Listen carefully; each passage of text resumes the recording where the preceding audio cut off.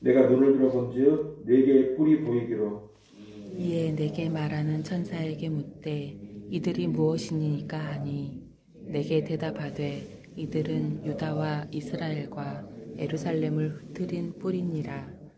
그때 여호와께서 대장장이 네 명을 내게 보이시기로. 내가 말하되 그들이 무엇하러 왔나이까 하니 대답하여 이르시되 그 뿔들이 유다를 흩트려서 사람들이 능히 머리를 들지 못하게 하니 이 대장정들이 와서 그것들을 두렵게 하고 이전의 뿔들을 들어 유다 땅을 흩뜨린 여러 나라의 뿔들을 떨어뜨리려 하느니라 하시더라. 내가 또 눈을 들어본즉 한 사람이 측량줄을 그의 손에 잡았기로. 내가 어디로 가느냐 물은즉 그가 내게 대답하되 예루살렘을 측량하려 그 너비와 길이를 보고자 하노라 하고 말할 때에 내게 말하는 천사가 나가고 다른 천사가 나와서 그를 맞으며 이르되 너는 달려가서 그 소년에게 말하여 이르기를 예루살렘은 그 가운데 사람과 가축이 많으므로 성곽 없는 성읍이 될 것이라 하라. 여호와의 말씀에 내가 불로 둘러싼 성곽이 되며 그 가운데에서 영광이 되리라. 오호라 너희는 북방 땅에서 도피할지어다. 여호와의 말씀이니라. 이는 내가 너희를 하늘 사방에 바람같이 흩어지게 하였음이니라. 여호와의 말씀이니라. 바벨론 성에 거주하는 시온아, 이제 너는 피할지니라. 만군의 여호와께서 이같이 말씀하시되 영광을 위하여 나를 너희를 노력한 여러 나라로 보내셨나니 너희를 범하는 자는 그의 눈동자를 범하는 것이라. 내가 손을 그들 위에 움직인즉 그들이 자기를 숨기던 자들에게 노략거리가 되리라 하셨나니 너희가 만군의 여호와께서 나를 보내신 줄 알리라. 여호와의 말씀에 시온에 따라 노래하고 기뻐하라.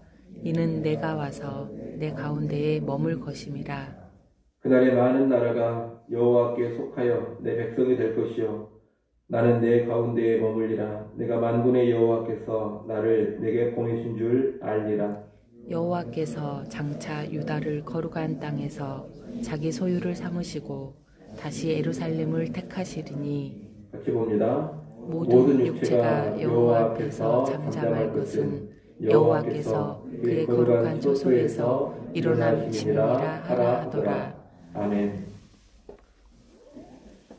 이스라엘의 회개와 회복을 주제로 하는 스가랴서는 먼저 8개의 환상을 통해서 이 주제를 펼쳐갑니다. 우리가 어제 첫 번째 환상을 봤는데 오늘 본문으로 읽은 말씀은 두 번째 환상과 세 번째 환상입니다. 1장 18절부터 21절까지 말씀은 두 번째 환상으로 이스라엘의 회복을 말씀하신 하나님께서 구체적으로 행하실 일을 보여주고 있습니다. 두 번째 환상에는 4개의 뿔이 등장합니다. 이 4개의 뿔은 4나라로 볼 수도 있지만 그것보다는 동서남북 사방에서 공격해오는 이스라엘의 대적으로 보는 것이 더 나아 보입니다. 여하튼 4개의 뿔은 이스라엘을 괴롭게 하는 세력입니다. 그런데 이 뿔들이 하나님께 심판을 받습니다. 하나님께서 4 뿔들이 그들의 힘으로 이스라엘을 고통스럽게 하는 것을 더 이상 보고만 계시지 않습니다. 하나님께서 4명의 대장장이를 보내십니다. 4대장장이란 뿔 4세 대응에 이들을 처리하는 강력한 힘을 가지고 있는 존재를 상징합니다. 이제 4대장장이 곧 이스라엘을 고통스럽게 하는 4뿔보다 더 강력한 힘, 더 큰 파괴력을 가진 존재가 등장할 것입니다. 그리고 이들이 4뿔들을 다 잘라버릴 겁니다. 역사의 주관자가 되시는 하나님께서 새로운 강성한 나라를 일으키셔서 이스라엘을 압제하는 나라를 무너뜨려 버리시는 겁니다. 2장 1절로 5절은 세 번째 환상인데 측량줄을 잡은 한 사람의 환상입니다. 2장 1절에 보면 스가랴는 측량줄을 잡은 한 사람을 봅니다. 그에게 무엇을 하려느냐고 묻자 예루살렘을 측량해서 그 너비와 길이를 보려 한다고 합니다. 예루살렘의 너비와 길을 측량하는 것은 다른 이유가 아닙니다. 예루살렘을 둘러싸는 성곽을 건축하기 위해서 측량을 하는 겁니다. 이 측량표를 가진 사람이 측량을 하려고 할 때 3절, 4절에서 상황이 잠깐 바뀝니다. 내게 말하는 천사가 나갔다 그럽니다. 내게 말하는 천사는 1장에 등장했던 스가랴에게 말을 쭉 했던 천사입니다. 그 천사는 첫 번째 환상과 두 번째 환상의 의미를 알려주는 천사였습니다. 그런데 이제 그 천사가 나가고 또 다른 천사가 나오는데 새롭게 등장한 천사가 이제 나가는 천사에게 4절의 말을 합니다. 4절 말씀을 한번 읽어보십시오. 4절 읽습니다. 이르되 너는 달려가서 그 소년에게 말하여 이르기를 예루살렘은 그 가운데 사람과 가축이 많으므로 성곽 없는 성읍이 될 것이라 하라. 아멘. 이 4절에 나오는 그 소년은 앞서 언급한 측량수를 가지고 있는 사람을 가리킵니다. 그 사람에게 가서 이르기를 예루살렘은 그 가운데 사람과 가축이 많으므로 성곽 없는 성읍이 될 것이라고 전하라는 겁니다. 이 말은 성곽을 지을 필요가 없기 때문에 너도 측량할 필요가 없다 이런 뜻입니다. 예루살렘은 사람과 가축이 이제 무수히 번성하게 될 것입니다. 계속해서 예루살렘은 번성하고 더 크게 확장이 될 겁니다.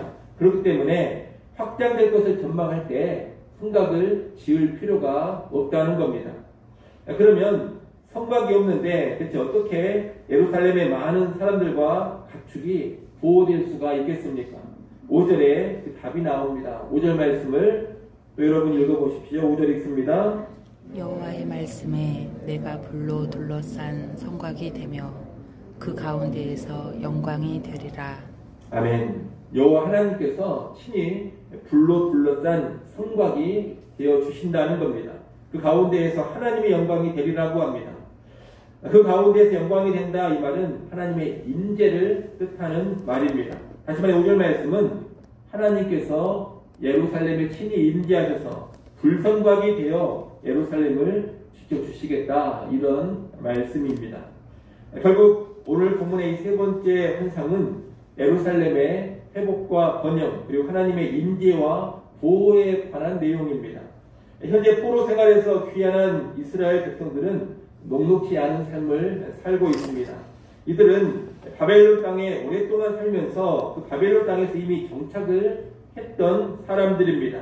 그랬던 그들이 모든 것을 뒤로하고 고국 땅으로 돌아왔는데 돌아온 예루살렘은 아주 황량합니다. 이게 모든 것을 새롭게 일구어야 합니다. 성전도 다시 지어야 하고 성읍도 다시 재건을 해야 합니다. 생존의 기반도 새롭게 마련해야 합니다.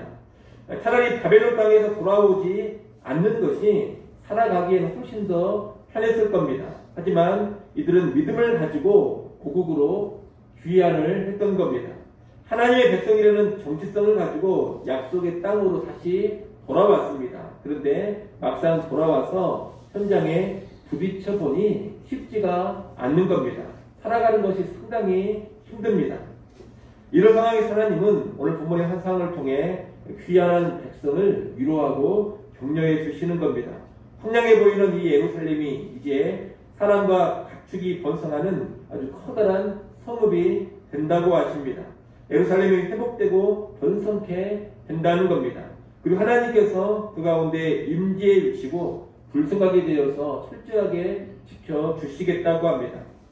귀환한 백성들은 이것을 믿고 낙담하지 않는 가운데 힘써서 재건의 사역을 감당해 가야 하는 겁니다. 힘들어 보이는 상황을 보면 안 됩니다. 여러 가지 어려운 여건이나 대적들을 보면서 난망하고 좌절하면 안 됩니다. 이제 예루살렘은 성곽이 감당하지 못할 만큼 크게 번성하는 도시가 될 겁니다. 또한 성곽이 필요 없을 만큼 안전한 도시가 될 겁니다. 하나님께서 그렇게 주시겠다고 약속을 하셨습니다. 그러니 이 하나님의 약속을 믿고 나가야 합니다. 영광스러운 회복을 이루시겠다는 하나님의 약속을 믿고 적극적으로 행동을 해야 합니다. 그 믿음을 가지고서 성전도 다시 재건을 해야 하고 예루살렘 성읍도 중건을 해야 하는 겁니다. 이 환상은 오늘 우리에게도 소망의 말씀으로 다가옵니다. 하나님의 교회, 하나님 나라의 백성은 언제나 이런 소망을 품고 살아야 하는 겁니다. 비록 지금 현재 교회의 상태나 하나님 나라를 세워가는 일들이 어려움을 만날 수도 있고 힘든 가운데 있을 수도 있습니다. 하지만 하나님께서 살아계시고 하나님의 약속이 있고 말씀이 있습니다. 하나님은 반드시 하나님의 교회와 하나님의 나라를 번성케 하시고 든든히 세워가실 겁니다. 하나님의 임재와 하나님의 보호가 교회에 있고 하나님 나라 백성에게 있을 겁니다. 이것을 확신하고 소망하면서 힘있게 주의 일들을 감당해 가야 하는 겁니다. 아울 우리 개개인의 절망과 고통, 낙담의 상황 속에서도 하나님을 바라볼 수 있어야 하겠습니다. 여러분, 하나님께서 나와 함께 하십니다.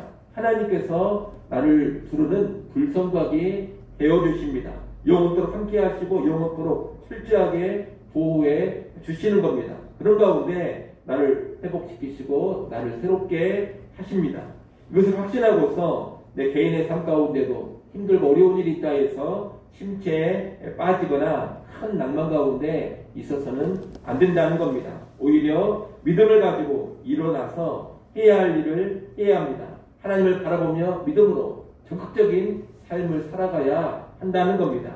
그럴 때 하나님의 말씀대로 회복이 되고 소성케 되는 놀라운 일이 개개인의 삶에도 일어나게 될 것입니다. 교회 공동체나 하나님 나라를 바라볼 때나 또 내 개인의 삶을 바라볼 때나 언제나 하나님이 함께 하시고 보호하시고 회복, 번성시키신다는 그런 믿음을 가지고 담대하고 활력 있게 살아갈 수 있는 그런 성도들이 되시기를 바랍니다. 2장 6절부터 13절까지 말씀은 두 번째 환상 후에 주어지는 여호와의 말씀인데 크게 두 가지 내용입니다. 하나는 6절로 9절까지 말씀으로 북방 땅에서 피하라는 겁니다. 북방 땅이란 이스라엘을 침략하고 범했던 강대국들을 가리킵니다. 아수르, 바벨론, 페르시아 제국 등이 다 북방 땅의 제국들입니다. 이 스가랴 선지자 당시에는 페르시아 제국이라고 말할 수가 있겠습니다. 지금 그 북방 땅은 평안하고 고요합니다. 제국의 땅으로 아주 든든하고 안전해 보입니다. 하지만 그것은 태풍전의 고요함에 지나지 않습니다. 이제 하나님께서 그 땅을 심판하시는 날이 올 것입니다. 정의와 공의의 심판을 하나님이 행하시면서 하나님의 영광을 밝히 드러낼 날이 오게 됩니다. 그러니 그 땅에서 나와서 피하라는 겁니다. 현재 포로로 귀환한 백성들은 약속의 땅으로 돌아와서 고생하면서 회복을 위해서 일하고 있습니다. 하지만 아직 바벨론 땅, 페르시아 제국 안에는 귀환하지 않은 많은 유대인들, 많은 하나님의 백성들이 남아 있습니다. 그들은 바벨론 문화에 익숙해져서 그곳의 삶이 편하고 안정적이기 때문에 계속해서 페르시아 제국 안에 북방 땅에 남아 있으려고 하고 있습니다. 사실 팔레스타인 땅으로 귀환한다라는 것이 결코 쉬운 일은 아닙니다. 돌아오면 고생길이 훤합니다. 그래서 많은 유대인들이 바벨론 땅에 페르시아 제국에 그대로 남아서 쉽고 편하게 살려고 하는 겁니다. 하지만 하나님께서는 뭐라고 말씀하시느냐? 오히려 그 북방 땅에서 피하라 이렇게 말씀을 하시는 겁니다. 북방 땅에서 속히 나오라는 겁니다. 약속의 땅으로 돌아와라, 귀환하라 이럴 뜻입니다. 귀환해서 예루살렘을 재건하고 그 땅에 회복을 위해 적극적으로 들여지라 이러한 선언입니다. 여러분, 이 말씀은 오늘 우리에게도 도전이 되어야 합니다. 세상 속에 그리스도인들이 안주하면서 쉽고 편하게 살려고 하면 안 됩니다. 어떤 신자들은 서로 피곤하게 그렇게 교회 일을 열심히 하고 그렇게 피곤하게 하나님 나라를 위해서 살려고 하느냐 그런 말을 합니다. 편하게 살려고 하고 쉽게 살려고 합니다. 안정적인 세상의 삶으로 만족을 하고 교회를 세우고 하나님 나라를 세우고 확장하는 일에는 관심을 두지 않습니다. 하지만 여러분, 세상은 망합니다. 육신적인 신자들이 안주하고 있는 세상은 결국에는 다 타버릴 것입니다. 그곳에 안주하며 머물러 있다가는 같이 화를 당하게 되는 겁니다. 롯이 소동성을 나오는 것처럼 그리스도인들은 세상에서 나와야 합니다. 머뭇거리거나 주저하면 안 됩니다. 나오면서도 뭔가 아쉬워하는 롯의 아내처럼 되어서도 안 됩니다. 믿음으로 나오고 담대하게 나와서 고생스럽다 하더라도 교회를 위해 살아야 되는 것이고 하나님 나라를 위해서 헌신해야 하는 겁니다. 영혼의 구원과 영혼의 변화를 위해서 살아야 되고 그리스도의 복음을 위해서 살아가야 합니다. 그렇게 살아가는 것이 신자의 삶입니다. 우리는 그렇게 살 수 있어야 할 것입니다. 세상 속에서의 안정과 편안함을 위해서 살아갈 것이 아니라 거기서 뛰쳐나와서 고생스럽더라도 주를 위해 살아야 하는 겁니다. 우리는 그런 삶으로 꼭 나아갈 수 있기를 바랍니다. 또 하나의 말씀은 10절로 13절인데 여호와 하나님께서 주의 백성 가운데 머무르시겠다는 말씀입니다. 앞에 하나님은 북방 땅 곧 하나님과 하나님의 백성을 대적하는 세상을 심판하신다 했습니다. 이 심판의 땅은 이제 통곡하게 될 겁니다. 하지만 반대로 하나님의 백성을 향해서는 뭐라고 말씀하시느냐? 노래하고 기뻐하라고 하십니다. 10절 말씀을 한번 읽어보십시오. 2장 10절 말씀 있습니다. 여호와의 말씀에 시온에 따라 노래하고 기뻐하라. 이는 내가 와서 내 가운데에 머물 것임이라. 아멘. 노래하고 기뻐하는 이유는 다른 것이 아닙니다. 하나님께서 함께 하시기 때문입니다. 하나님의 백성에게는 하나님의 임재가 있게 됩니다.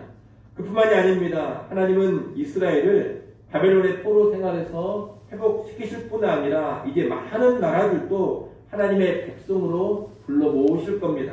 11절 말씀도 여러분이 읽어보십시오. 11절 있습니다. 그날에 많은 나라가 여호와께 속하여 내 백성이 될 것이요 나는 내 가운데에 머물리라. 내가 만군의 여호와께서 나를 내게 보내신 줄 알리라. 아멘. 여기 보면 그날에라고 합니다. 그날이란 하나님께서 정해놓으신 날입니다. 미래의 어느 한날 하나님께서 정한 그날에 놀라운 회복의 역사를 일으키십니다. 그날이 되면 온 세상 모든 민족이 하나님께로 돌아오며 하나님의 백성이 될 것입니다. 지금 포로 생활에서 귀환한 유대인들만이 아니라 땅 끝에 이르는 이방인들까지 하나님의 백성이 되고 하나님은 그들 가운데 함께 하시며 임재하실 겁니다.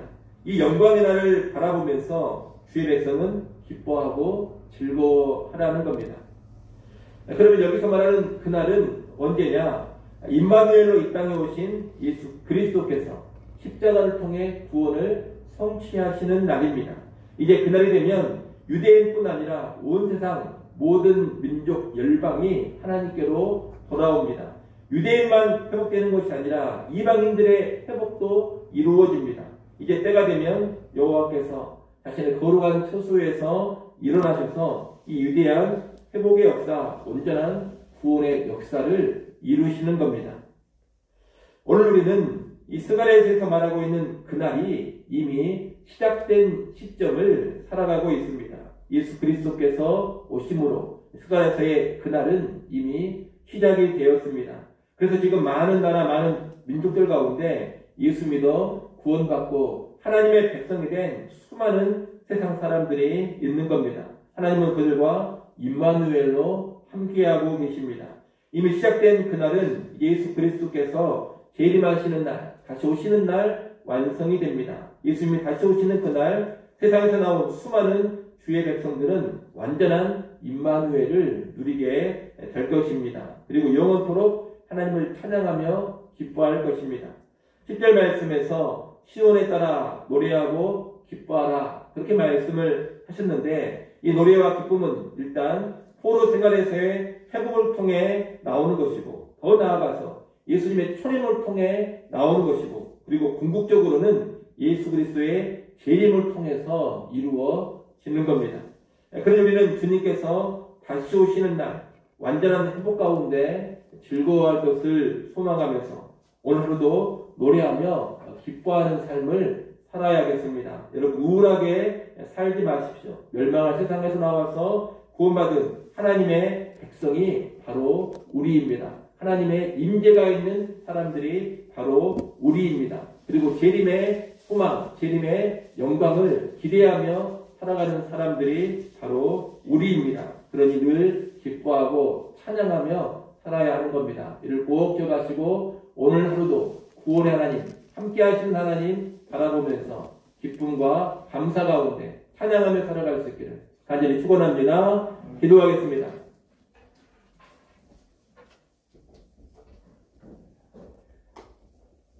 아버지 하나님, 언제나 말씀대로 약속대로 일해 가시는 그 하나님을 신뢰하며 담대하고 꿋꿋하게 하나님 나라를 위해 살아가는 주의 백성들이 되게 하여 주시옵소서. 세상 나라가 하나님의 심판을 받아 멸망한다라는 것을 알게 하셔서 세상 속에서 안일하게 살게 하기를 원합니다. 하나님 말씀대로 세상에서 나오게 하시고 세상에서 나와서 하나님 나라 백성답게 하나님 나라를 위해 교회를 위해 살아가게 하여 주시옵소서. 아버지 하나님, 스가랴서의 그날에 관한 예언의 말씀이 이제 성취되어 시작되었음을 잘 알게 하셔서 예수 안에서 성취된 그 약속의 말씀으로 인하여 기뻐하게 하시고 또한 재림의 날 이 약속의 말씀이 완전히 성취될 것을 소망하며 매일매일 기쁨과 감사로 살아가는 주의 백성들이 되게 하여 주시옵소서. 이 시간도 기도하는 자리로 불러주셔서 감사합니다. 다시 하늘 하나님을 바라보게 하시고 소망으로 충만케 하여 주시옵소서. 우리의 모든 걱정과 근심과 염려들은 십자가 앞에 다 내려놓게 하시고 하늘의 평안과 신령한 기쁨을 누리게 하여 주옵소서. 예수님의 이름으로 기도드리옵나이다. 아멘.